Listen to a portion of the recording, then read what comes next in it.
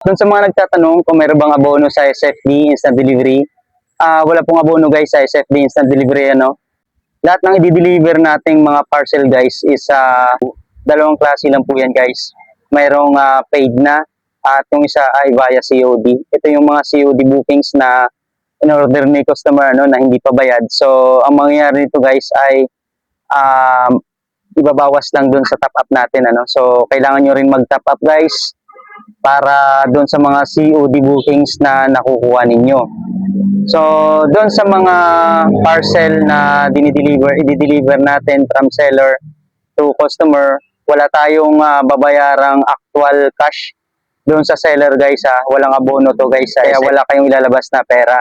Pag nakakuha kayo ng bookings na COD, so ang mangyayari lang yun guys is ibabawas doon sa top up ninyo. So, ganun lang.